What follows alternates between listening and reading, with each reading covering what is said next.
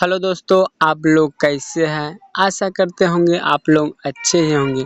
चलिए बिना किसी डिस्कस के अपने टॉपिक पे आते हैं। आज का हमारा टॉपिक है ज्ञान बिंदु जीएस एकेडमी पटना का टेस्ट सीरीज, जो कि साइंस एंड टेक्नोलॉजी का है दोस्तों। देखिए दोस्तों, अगर आप जनरल कंपटीशन की तैयारी करते हैं तो आपको ये टेस्ट देना चाहिए दोस्तों, क्योंकि ज्ञान बिंदु की तरफ से आनंद रोशन सर एवं बिट्टू झा सर का बहुत ही बेहतरीन टेस्ट दिया जाता है। चलिए दोस्तों, आज का क्वेश्चन डिस्कस करते हैं दोस्तों। चलिए दोस्तों, आज का क्वेश्चन डिस्कस करते हैं। देखिए दोस्तों, आज का पहला क्वेश्चन है,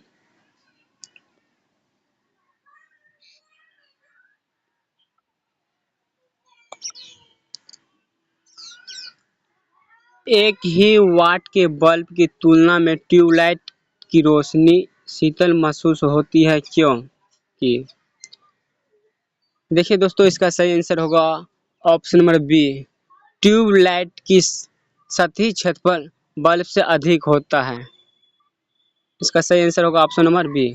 चलिए दोस्तों, अगला क्वेश्चन पे जाते हैं। क्वेश्चन नंबर 2 है, कोशिका में एटीपी संश्लेषण के समय किस तत्व की उपयोगिता होती है? इसका सही आंसर होगा ऑप्शन नंबर डी, फास्फोरस की। चलिए दोस्तों, अगला क्वेश्चन पे आते हैं। क्वेश्चन नंबर 3 है, निम्नलिखित में से कौन सी भौगोलिक क्षेत्र में जैव विविधता के लिए संकट हो सकते हैं? ऑप्शन नंबर ए है वैश्विक तापमान, ऑप्शन नंबर बी है विदेशी जाति का संक्रमण, ऑप्शन नंबर सी है आवास का विखंडन, ऑप्शन नंबर 4 है शाकाहारी का प्रोत्साहन। देखिए दोस्तों, ऑप्शन नंबर फर्स्ट सही है, ऑप्शन नंबर सेकेंड भी सही है, ऑप्शन नंबर थर्ड भी सही है, लेकिन ऑप्शन नंबर थर्ड गलत है दोस्तों। इसलिए इसका सही आंसर होगा ऑप्शन नंबर ए, 1 2 3 सही है। चलिए दोस्तों, अगला क्वेश्चन पे आते हैं। क्वेश्चन नंबर 4 है, कार्बनिक यौगिक के संबंध निम्नलिखित में से कौन सा सही नहीं है? चलिए दोस्तों, इसका सही आंसर होगा ऑप्शन नंबर सी। कार्बनिक यौगिक के द्रव्यमानक और क्वथनांक अकार्बनिक यौगिक की तुलना में उच्च होती है। ये दोस्तों गलत है, इसलिए सही आंसर होगा ऑप्शन नंबर सी। चलिए दोस्तों, अगला क्वेश्चन पे आते हैं। क्वेश्चन नंबर 5 है, निम्न में से कौन सा सही सुमेलित है? ऑप्शन नंबर ए है राष्ट्रीय वनस्पति शोध संस्थान लखनऊ, इसका मुख्यालय लखनऊ है, सही है दोस्तों। ऑप्शन नंबर बी है भारतीय सब्जी अनुसंधान संस्था वाराणसी, सही है दोस्तों। ऑप्शन नंबर सी है भारतीय गन्ना अनुसंधान संस्था शाहजहांपुर। नहीं दोस्तों, ये शाहजहांपुर नहीं होगा, ये गलत है दोस्तों। यहाँ पे होगा लखनऊ। क्या होगा? लखनऊ। लखनऊ।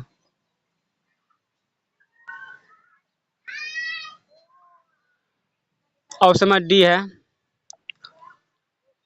भारतीय दलहन अनुसंधान संस्था कानपुर, सही है दोस्तों। चलिए दोस्तों, अगला क्वेश्चन पे आते हैं। क्वेश्चन नंबर 6 देखते हैं। निम्नलिखित पर विचार कीजिए। छठा क्वेश्चन है, निम्नलिखित पर विचार कीजिए। ऑप्शन ए है थर्मोकोल, ऑप्शन 2 है वायु, ऑप्शन 3 है मानव शरीर, ऑप्शन 4 है एल्युमिनियम की परत है। देखिए दोस्तों, इसमें बोलता है उपयुक्त कथन में कौन सा विद्युत चालक के लिए उदाहरण है, यानी बोलता है इनमें से कौन से पदार्थ ऐसा है जिसे विद्युत का प्रवाह होता है। देखिए ऑप्शन नंबर 3 मानव शरीर से प्रवाह होता है दोस्तों। और आप लोग तो जानते हैं एल्युमिनियम की परत यानी एल्युमिनियम के तार होते हैं, उससे विद्युत धारा के प्रवाहित होता है। 3 भी होगा, 4 भी होगा, इसीलिए इसका सही आंसर होगा दोस्तों ऑप्शन नंबर सी, 3 और 4। चलिए दोस्तों, अगला क्वेश्चन पे आते हैं। क्वेश्चन नंबर 7 है, कार्बन मोनोऑक्साइड का वातावरण में रहना खतरनाक है, क्योंकि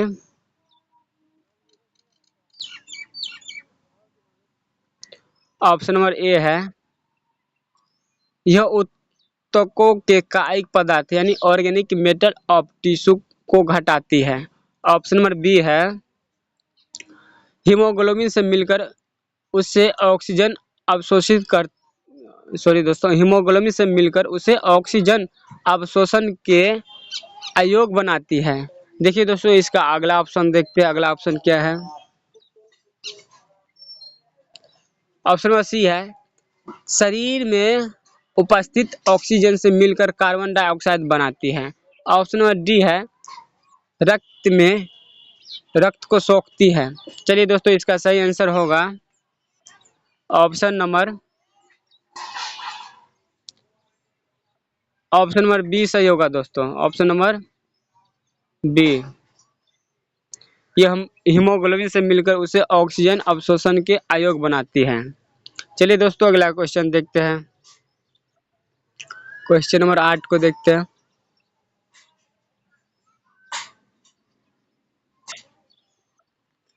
निम्नलिखित युग्मों पर विचार कीजिए। निम्नलिखित युग्मों पर विचार कीजिए। ऑप्शन नंबर ए है, व्योम व्योम अजैविक एवं जैविक पर्यावरण है। सही है दोस्तों। ऑप्शन नंबर 2 है, अजैविक पर्यावरण स्थल, जल एवं वायु आदि सम्मिलित है। ये भी सही है दोस्तों। ऑप्शन नंबर 3 है, जैविक पर्यावरण पादप, मनुष्य एवं मनुष्य द्वारा निर्मित कृत्रिम वातावरण। ये भी सही है दोस्तों। इसलिए इसका सही आंसर होगा, उपयुक्त कथनों में से कौन से सत्य है?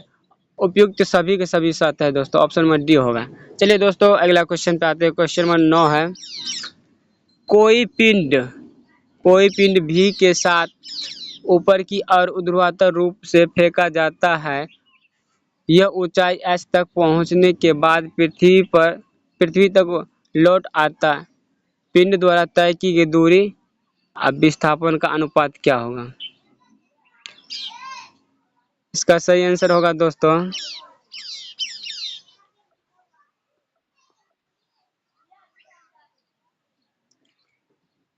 ऑप्शन नंबर, अगर देखिए दोस्तों, अगर इसका सिर्फ विस्थापन पूछता तो विस्थापन ऊपर गया फिर नीचे आ गया, यहाँ पे काम यानी कार्य कुछ नहीं है, तो इसका विस्थापन अगर पूछता तो 0 होता है दोस्तों। लेकिन पूछा है विस्थापन का अनुपात क्या होगा। देखिए, विस्थापन का अनुपात पूछा है तो इसमें हमारा ऑप्शन में डी सही होगा दोस्तों, अनंत। अगर यही विस्थापन पूछता तो 0 होगा सही। चलिए दोस्तों, अगला क्वेश्चन पे आते हैं। क्वेश्चन नंबर 10 है,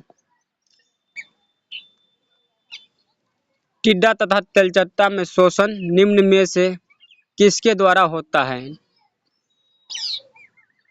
ऑप्शन नंबर ए है, ट्रेकिया द्वारा। ऑप्शन नंबर बी है, गिल्स द्वारा। ऑप्शन नंबर सी है, फेफड़ा द्वारा। ऑप्शन नंबर डी है, कोशिका झिल्ली द्वारा। देखिए दोस्तों, टिड्डा तथा तेलचट्टा में शोषण ट्रेकिया द्वारा होता है, ट्रेकिया द्वारा। ऑप्शन नंबर ए।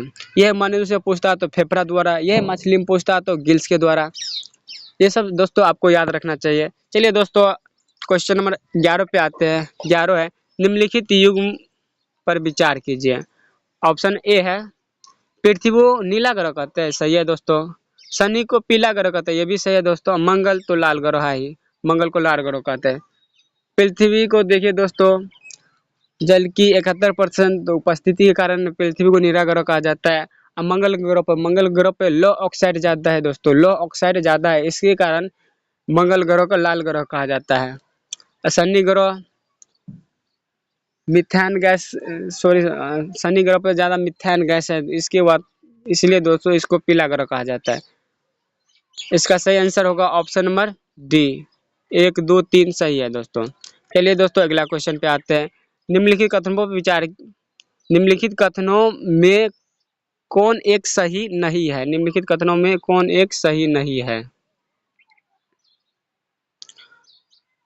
ऑप्शन नंबर ए है, अम्ल डालने पर शुद्ध जल का पीएच मान घटता है। सही है दोस्तों। ऑप्शन नंबर बी है, क्षार डालने पर शुद्ध जल का पीएच मान बढ़ता है। ये भी सही है दोस्तों। तीसरा यानी सी है, किसी भी विलयन का पीएच मान 0 नहीं हो सकता है। नहीं दोस्तों, ये गलत है। शून्य भी हो सकता है।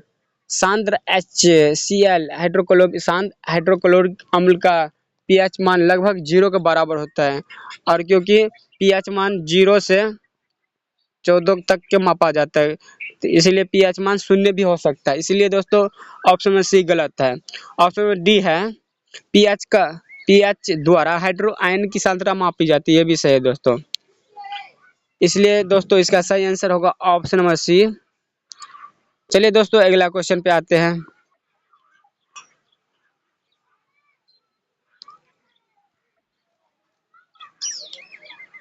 क्वेश्चन नंबर 13 पे आते हैं। किसी महामार्ग पर चलती हुई किसी मोटर के वेग के परिवर्तन की दर 5 सेकंड तक स्थिर है। इसमें इतने समय में इसका वेग 10 मीटर सेकंड से 20 मीटर सेकंड हो जाती है। इतने समय में मोटर कार की कितनी दूरी तय करेगी? इतने समय में मोटर गाड़ी कितनी दूरी तय करेगी? इसका सही आंसर होगा दोस्तों ऑप्शन नंबर डी, 75 मीटर। चलिए दोस्तों अगला क्वेश्चन पे आते हैं। क्वेश्चन नंबर 14 है। अम्लराज मिश्रण है। अम्लराज मिश्रण है। अम्लराज किसका मिश्रण है? देखिए दोस्तों ऑप्शन नंबर ए है 3HCl प्लस 1HNO3। यही है दोस्तों सही। अम्लराज इसी का मिश्रण है 3HCl प्लस 1HNO3। इसलिए दोस्तों इसका सही आंसर ए ही होगा। चलिए दोस्तों अगला क्वेश्चन पे आते हैं। Question number 15।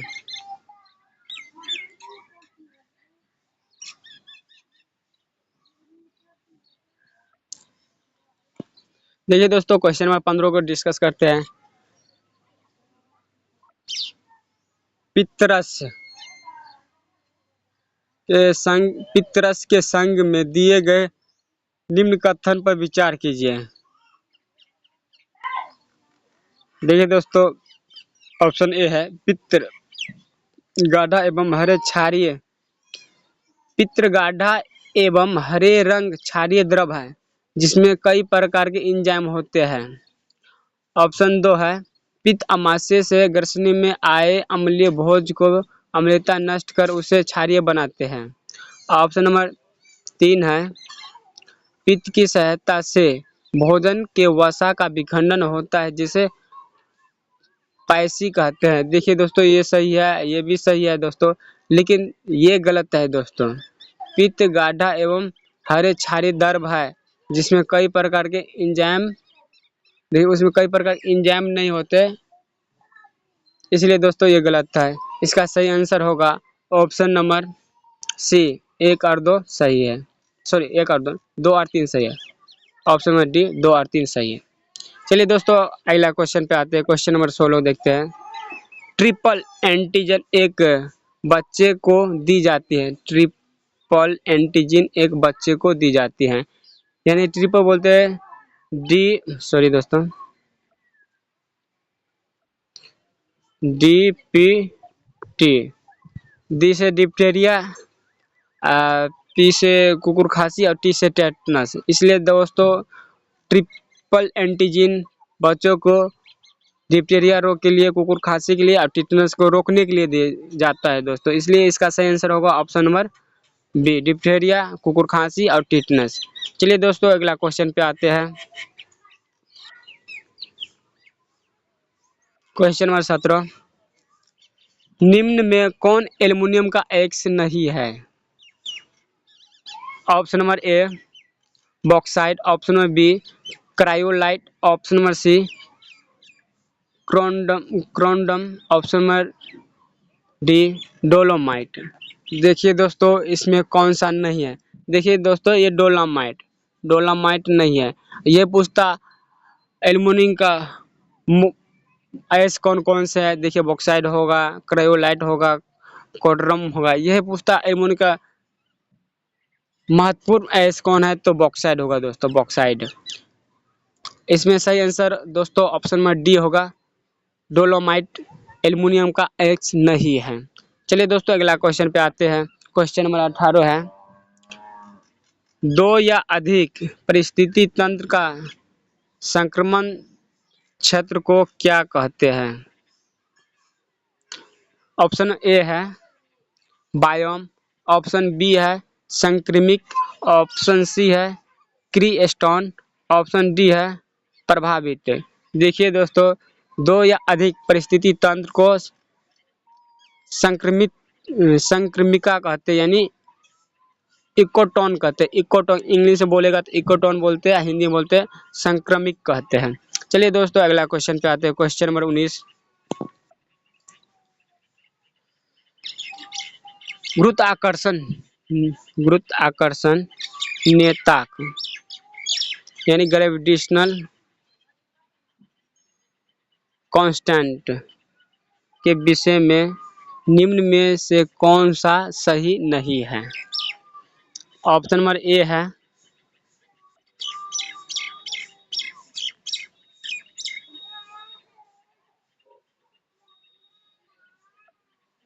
ऑप्शन नंबर ए है जी का मान ब्रह्मांड के सभी कणों के लिए एक ही होता है।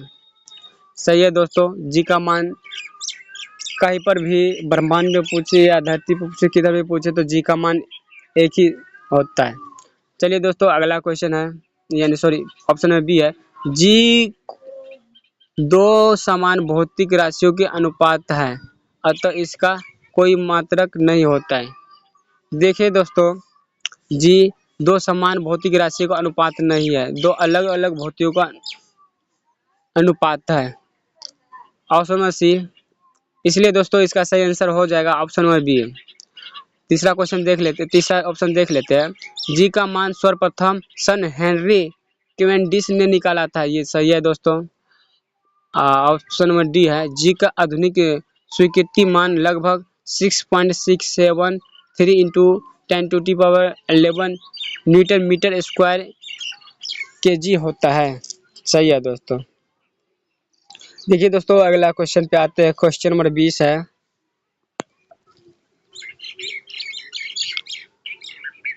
एक ट्रेन जैसे ही चलना प्रारंभ करती है, उनमें बैठे हुए यात्री को सिर पीछे की ओर झुक जाती है, इसका कारण है।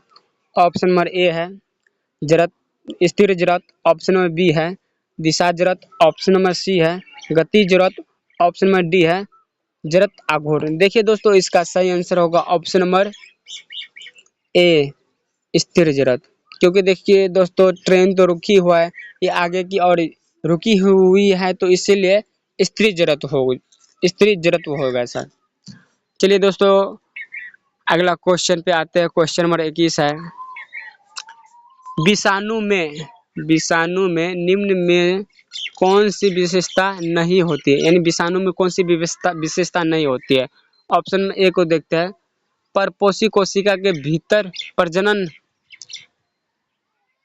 ऑप्शन 2 है स्वभाव से पूरी तरह परजीवी होते हैं, ऑप्शन नंबर 3 को देखते हैं कोशिका भित्ति की मौजूदगी, ऑप्शन डी डीएनए या आरएनए की मौजूदगी।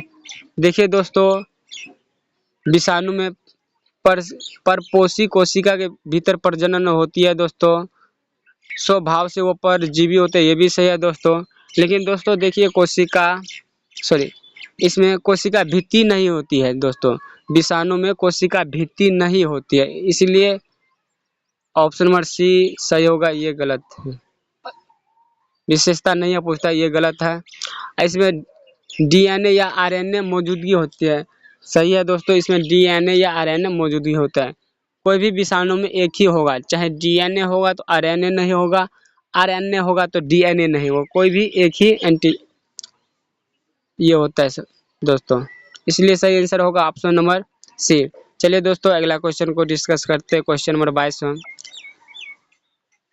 पदार्थ का सबसे छोटा कण जिसका स्वतंत्र अस्तित्व में है और मूल पदार्थ के गुणधर्म को धारण किए रहता है, क्या कहलाता है? ऑप्शन इसको देखते हैं दोस्तों, इसका ऑप्शन देखते हैं।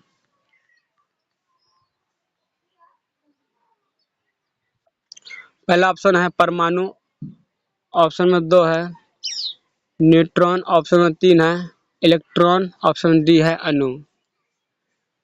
देखिए दोस्तों, इसका सही आंसर होगा अणु।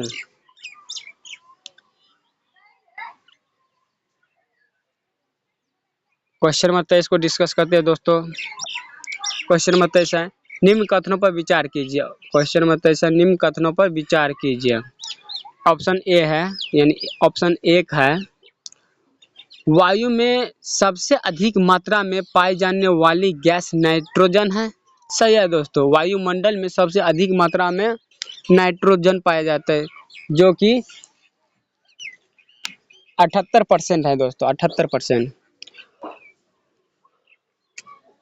दूसरा क्वेश्चन है पृथ्वी तल के समीप वायुमंडल में नाइट्रोजन की मात्रा लगभग 78% होते हैं। यह भी सही है दोस्तों। इसलिए उपयुक्त कथन में से कौन सा सही है? देखिए दोस्तों, इसमें कौन सा सही है? दोनों का दोनों सही है, इसलिए ऑप्शन नंबर सी सही हो जाएगा दोस्तों। ऑप्शन नंबर सी सही, 1 तथा 2 दोनों सही है। चलिए दोस्तों, अगला क्वेश्चन डिस्कस करते हैं। अगला क्वेश्चन है 24 नंबर, निम्नलिखित में से कौन सा एक चाय में नहीं पाया जाता है? चाय में कौन सा नहीं पाया जाता है? इसमें देखिए दोस्तों, मॉर्फिन।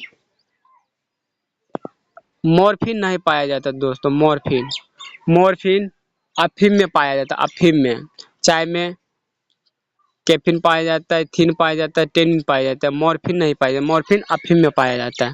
चलिए दोस्तों, अगला क्वेश्चन 25 नंबर को डिस्कस करते हैं। 4 विद्युत उपकरण जिसमें प्रत्येक की शक्ति 500 वाट है 10 घंटे तक उपयोग में लाया जाता है। इसके द्वारा व्यय की गई ऊर्जा के किलोवाट अर्थात यूनिट में कितना होगा? इसका सही आंसर होगा दोस्तों ऑप्शन नंबर बी, 20 यूनिट। चलिए दोस्तों, 26 नंबर क्वेश्चन पे आते हैं। भारत भारत में मोनो रेल सेवा एक पटरी रेल सेवा के संचालन से संबंधित प्रथम शहर कौन सा है? Option number A Delhi, option number B Mumbai, option C Bangalore, option number D Pune. देखिए दोस्तों, भारत में सबसे पहले मुंबई में रेल सेवा की शुरुआत हुई थी, इसलिए सही आंसर हो जाएगा मुंबई। चलिए दोस्तों, अगला क्वेश्चन पे आते हैं। क्वेश्चन नंबर 27 है कास्टिक सोडा के विलयन को अलसी के तेल के साथ गर्म करने से बने यौगिक को निम्नलिखित तरह काम में लाया जाता है।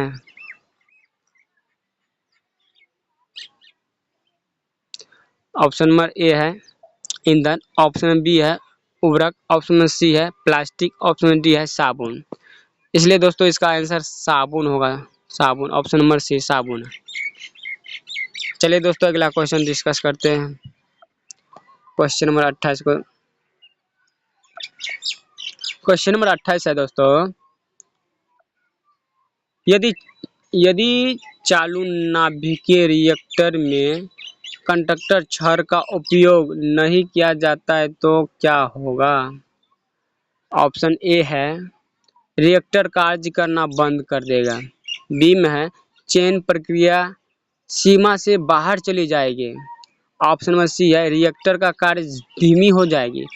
ऑप्शन डी है रिएक्टर यथावत कार्य करता रहेगा।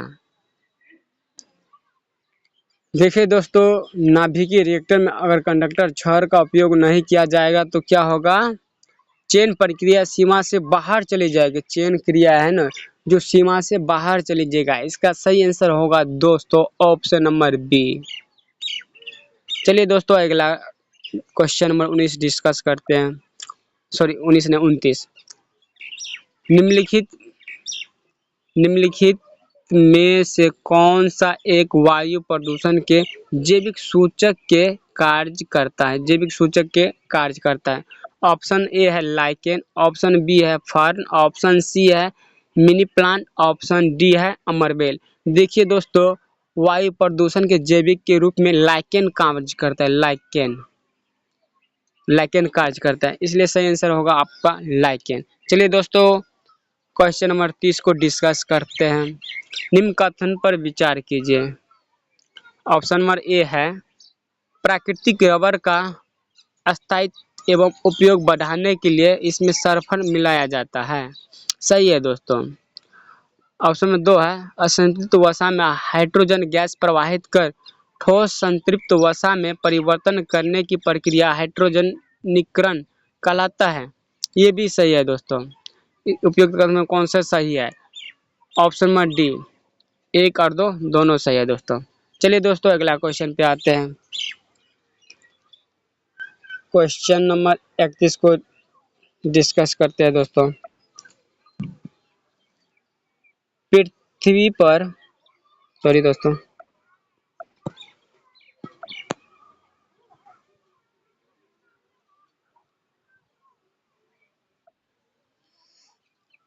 पृथ्वी पर जीवन के विद्यमान होने के लिए कौन सी प्रक्रिया आवश्यक है? ऑप्शन ए है, पादप एवं जंतु में प्रजनन। ऑप्शन बी है, जंतुओं में शोषण। ऑप्शन सी है, जंतु में संचार। ऑप्शन डी है, पादपों द्वारा प्रकाश संश्लेषण। देखिए दोस्तों, पृथ्वी पर जीवन विद्यमान रहने के लिए ऑक्सीजन चाहिए दोस्तों, इसलिए ऑक्सीजन हमको कहाँ से मिलेगा? ये पादप जब भी प्रकाश संश्लेषण होगा तभी वातावरण में ऑक्सीजन मिलेगा, इसलिए इसका सही आंसर होगा ऑप्शन नंबर डी, पादप द्वारा प्रकाश संश्लेषण। देखिए दोस्तों, अगला क्वेश्चन पे आते हैं। क्वेश्चन नंबर 32 को देखते हैं। विद्युत फ्यूज दुर्घटना से रक्षा करता है। विद्युत फ्यूज दुर्घटना से रक्षा कर सकता है। ऑप्शन नंबर ए है, अति भारण यानी ओवरलोडिंग के कारण, किंतु लघुपतन यानी शॉर्ट सर्किट के कारण नहीं। ऑप्शन बी है, लघुपतन के कारण किंतु अति भारण के कारण नहीं। ऑप्शन में सी है, लघुपतन एवं अति भारण दोनों के कारण। ऑप्शन में डी है, न तो लघुपतन के कारण और न ही अति भारण के कारण। देखिए दोस्तों, अति भारण तथा लघुपतन के कारण, इसका सही आंसर होगा दोस्तों ऑप्शन नंबर सी, लघुपतन और अति भारण दोनों के कारण काम आता है विद्युत फ्यूज। चलिए दोस्तों, अगला क्वेश्चन पे आते हैं। क्वेश्चन नंबर 33 है, मानव जाति के लिए ओजोन यानी O3 महत्वपूर्ण है क्योंकि यह। ऑप्शन नंबर ए है, वायुमंडल में हाइड्रोजन छोड़ती है। ऑप्शन नंबर बी है, पृथ्वी पर तापमान बनाए रखती है। ऑप्शन नंबर सी है, पराबैंगनी किरण को रोकने के लिए यह रक्षा आवरण बनाती है। ये सही है दोस्तों, ये गलत है, ये गलत है, इनमें से कोई। देखिए दोस्तों, ओजोन परत है जो पृथ्वी पर सूर्य से आने वाली पराबैंगनी किरण को रोकती है, इसलिए सही आंसर होगा दोस्तों ऑप्शन नंबर सी, पराबैंगनी किरण को रोकने के लिए एक रक्षा आवरण बनाती हैं। चलिए दोस्तों, अगला क्वेश्चन को देखते हैं। दो विद्युत बल्ब की रेटिंग 220 वोल्ट पर 40 वाट तथा 60 वाट है, इसका प्रतिरोध का अनुपात तो क्या होगा? इसका सही आंसर होगा दोस्तों ऑप्शन नंबर ए, 3:2। चलिए दोस्तों, अगला क्वेश्चन पे आते हैं। क्वेश्चन नंबर 35 को देखते हैं। निम्नलिखित में किस कार्य के लिए प्रत्यावर्ती धारा AC का उपयोग नहीं किया जाता है?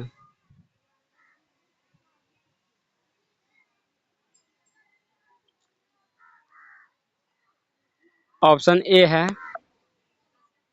Refrigerator generation. ऑप्शन बी है, ऊष्मा उत्पादन। ऑप्शन सी है, इलेक्ट्रोप्लेटिंग। ऑप्शन डी है, रेडियो अभिग्रहण। देखिए इसका सही आंसर होगा ऑप्शन नंबर सी, इलेक्ट्रोप्लेटिंग में काम नहीं आता है, बाकी रेफ्रिजरेशन में काम आता है दोस्तों। इसका सही आंसर हो जाएगा ऑप्शन नंबर सी, इलेक्ट्रोप्लेटिंग।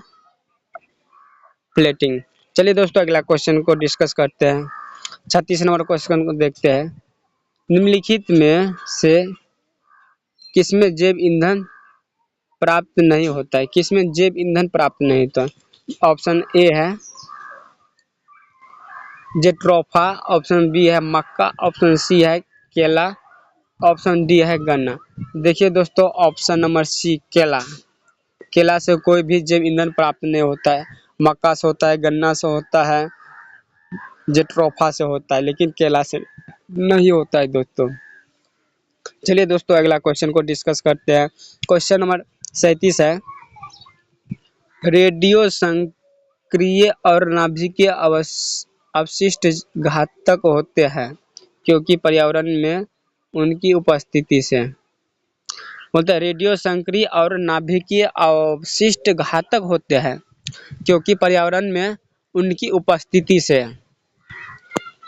ऑप्शन नंबर ए है सूक्ष्म जीव मर जाते हैं, ऑप्शन बी है सूक्ष्म जीव का संवर्धन होता है, ऑप्शन सी है जीवों के केवल कायिक क्षतियां पहुंचाती है, ऑप्शन डी है कायिक और आनुवंशिक दोनों क्षति पहुंचाती है। देखिए दोस्तों रेडियो संक्रियता से 3 प्रकार के कण निकलते हैं, अल्फा कण, बीटा कण और गामा कण। ये तीनों का तीनों बहुत ही खतरनाक होता है दोस्तों किरण, इसलिए हम कायिक और आनुवंशिक दोनों क्षति पहुंचा सकते हैं। इसलिए दोस्तों इसका सही आंसर होगा ऑप्शन नंबर डी, कायिक और आनुवंशिक दोनों क्षति पहुंचाते हैं। चलिए दोस्तों अगला क्वेश्चन देखते हैं। क्वेश्चन नंबर 38 है। सामान्य मृदा में खनिज एवं जल का अंश क्रमशः कितना होता है? ऑप्शन ए है 25% व 40%, ऑप्शन बी है 40% व 25%, ऑप्शन सी है 30% व 60%, ऑप्शन डी है 60% और 35%। देखिए दोस्तों सामान्य मृदा में खनिज और जल का मात्रा कितना होता है? 40% और 25%। देखिए मृदा में खनिज 40% होता है, सामान्य मृदा में खनिज 40% होता है और जल 25% होता है। चलिए दोस्तों अगला क्वेश्चन डिस्कस करते हैं। क्वेश्चन नंबर 39 है। निम्न में कौन रासायनिक परिवर्तन के उदाहरण हैं? देखिए दोस्तों जो दहन वाला होगा ना वो होगा रासायनिक परिवर्तन, इसलिए इसका सही आंसर होगा option number C, motor car में पेट्रोल का दहन। ये एक रासायनिक परिवर्तन है। साधारण लवण व जल में घुलना ये भौतिक परिवर्तन है। प्रभाज्य आसवन से पेट्रोल का ये भौतिक परिवर्तन है। पेट्रोल और एथिल अल्कोहल को मिलना ये भौतिक परिवर्तन। लेकिन कोई भी पदार्थ जब जल रहा है, जलने के बाद खत्म ही हो जाता है, उससे कुछ नहीं बनाया जा सकता। इसलिए दोस्तों जो पदार्थ दहन कर रहा है वो होगा रासायनिक परिवर्तन। जो पदार्थ एक दूसरे में परिवर्तन हो जाता है उसको फिर से अपनी पहली अवस्था में प्राप्त कर सकते हैं, वो भौतिक परिवर्तन होता है। और ऐसा पदार्थ है जिनसे होकर यानी ऐसा पदार्थ जो अभिक्रिया के फलस्वरूप दूसरे बार वो फिर अपने अवस्था में नहीं आ सकता है, उसको हम रासायनिक परिवर्तन कहते हैं। इसलिए दोस्तों ये मोटर कार में पेट्रोल जलने के बाद फिर उसको वापस नहीं ला सकते हैं, वो अपनी अवस्था में नहीं आ सकता क्योंकि जल के वाष्प में उड़ जाता है। इसलिए इसका सही आंसर होगा मोटर कार में पेट्रोल का दहन। चलिए दोस्तों अगला क्वेश्चन डिस्कस करते हैं। Question number 40।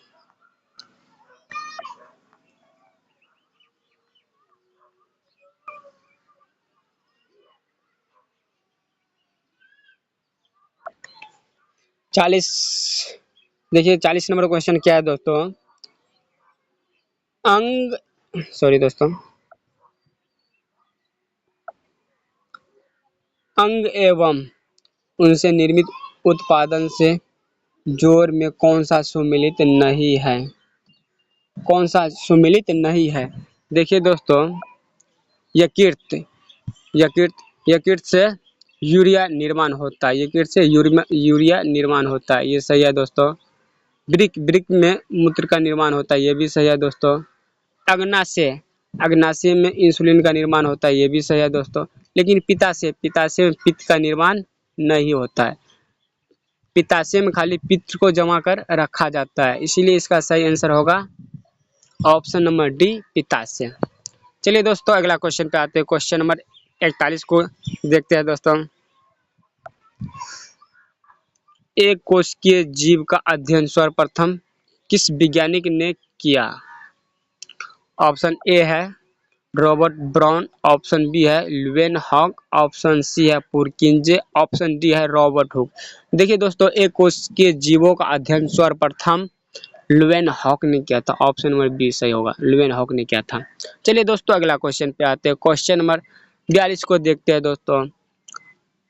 विश्व महासागर दिवस किस तिथि को मनाया जाता है? विश्व महासागर दिवस किस तिथि को मनाया जाता है? ऑप्शन ए है 8 सितंबर को, ऑप्शन बी है 8 जून को, ऑप्शन सी है 8 अक्टूबर को, ऑप्शन डी है 17 अप्रैल को। देखिए दोस्तों, इसका सही आंसर होगा ऑप्शन नंबर बी, 8 जून को मनाया जाता है, 8 जून को विश्व महासागर दिवस मनाया जाता है। चलिए दोस्तों, अगला क्वेश्चन पे आते हैं। क्वेश्चन नंबर 43 को देखते हैं।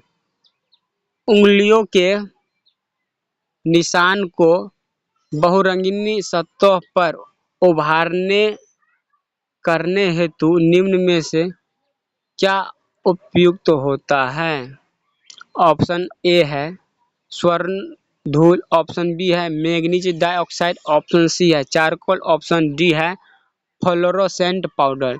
देखिए दोस्तों, उंगली के निशान को बहुरंगीय सतह को उभारने के लिए फ्लोरोसेंट पाउडर का उपयोग किया जाता है, इसलिए सही आंसर होगा दोस्तों option number D, fluorescent powder. चलिए दोस्तों, अगला क्वेश्चन पे आते हैं। 44 नंबर क्वेश्चन है। जीरोप्थेल्मिया रोग किसके कमी से होता है? जीरोप्थेलिया रोग किसके कमी से होता है?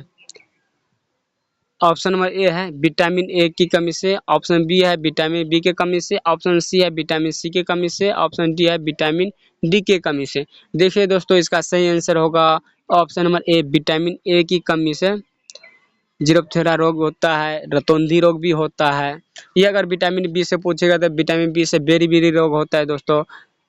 विटामिन सी से बोलेगा तो स्कर्वी रोग होता है दोस्तों। विटामिन डी से रेक्टिक्स होता है, रेक्टिक्स। विटामिन सी के स्कर्वी, और विटामिन बी से बेरी, और विटामिन ए से रतौंधी भी होता है, और जीरोप्थेलिया भी होता है।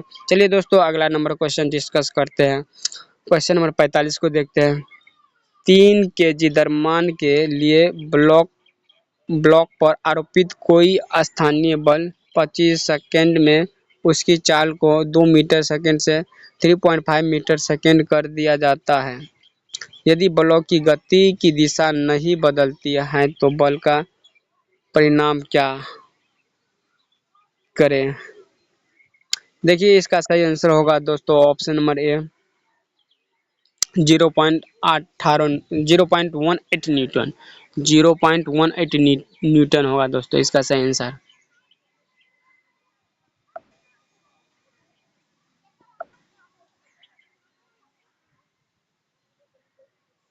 चलिए दोस्तों, अगला क्वेश्चन देखते हैं।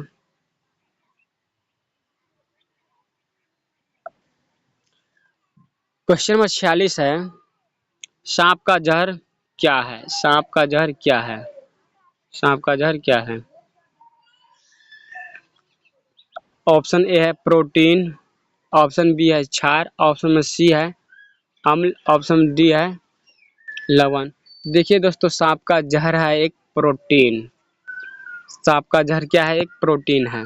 चलिए दोस्तों, अगला क्वेश्चन देखते हैं। क्वेश्चन नंबर 47 है। K2Cr2 O7 होगा दोस्तों, O8 में O7 होगा, O7। K2Cr2O7 में क्रोमियम Cr का ऑक्सीकरण संख्या क्या है? इसका सही आंसर होगा दोस्तों ऑप्शन नंबर ए, प्लस 6। देखिए दोस्तों, ऑक्सीकरण संख्या निकालने के लिए आपको बाह्य कक्षा में कितना इलेक्ट्रॉन है ये आपको ज्ञात करना पड़ेगा दोस्तों। चलिए दोस्तों, अगला क्वेश्चन पे आते हैं। क्वेश्चन नंबर 48 को डिस्कस करते हैं। एक दिए गए राशि के लिए प्रबलता संबंधित है। एक दिए गए राशि के लिए प्रबलता संबंधित है। ऑप्शन ए है आयाम, ऑप्शन बी है गति, ऑप्शन सी है तरंगदैर्घ्य, ऑप्शन डी है इनमें से कोई नहीं। इनमें से कोई नहीं। इसका सही आंसर होगा दोस्तों ऑप्शन नंबर ए। ये आयाम पर निर्भर करता, आयाम पर। चलिए दोस्तों, अगला क्वेश्चन देखते हैं। क्वेश्चन नंबर 49 को देखते हैं। आवर्त तत्व के आवर्त सारणी से किसी पदार्थ में बाएं से दाएं जाने की ओर पर परमाणु त्रिज्या क्या होती है? तत्व के आवर्त सारणी से किसी आवर्त में बाएं से दाएं की ओर जाने पर परमाणु त्रिज्या क्या होती है? ऑप्शन ए है घटता है, ऑप्शन बी है बढ़ता है, ऑप्शन सी है अपरिवर्तित रहता है, ऑप्शन डी है किसी निश्चित पैटर्न का पालन नहीं करता है। इसका सही आंसर होगा दोस्तों घटता है। बाएं से दाएं जाने पर परमाणु का त्रिज्या घटता है। इसे अगर पूछेगा दोस्तों ऊपर से नीचे आने पर परमाणु त्रिज्या क्या होती है तो बढ़ती है। बाएं से दाएं पूछा है तो इसलिए घटता है, अगर ऊपर से नीचे बोलता है तो बढ़ता है। चलिए दोस्तों, आज का क्वेश्चन 50 नंबर इंड करते हैं। देखिए दोस्तों, अगर हमारा यूट्यूब चैनल पे वीडियो टेस्ट सीरीज का चल रहा है, अगर अच्छा लगता है तो दोस्तों हमारे वीडियो को लाइक करें, सब्सक्राइब करें, कमेंट करें, दोस्तों को शेयर करें। चलिए दोस्तों, अगला क्वेश्चन को डिस्कस करते हैं। क्या बोलता है अगला क्वेश्चन 50 नंबर? करनाल बट किस फसल का बीज जनित रोग है? किस फसल का बीज जनित रोग है? ऑप्शन ए है धान का, ऑप्शन बी है दलहन का, ऑप्शन सी है गेहूं का, ऑप्शन नंबर डी है सरसों का। करनाल बंट किसका रोग है, किस फसल का रोग है दोस्तों? गेहूं का रोग है दोस्तों, गेहूं का, ऑप्शन नंबर डी गेहूं। चलिए दोस्तों, मिलते हैं नेक्स्ट टेस्ट सीरीज में नए क्वेश्चन के साथ दोस्तों। कृपया दोस्तों हमारे वीडियो को लाइक और सब्सक्राइब कर दीजिएगा दोस्तों। धन्यवाद।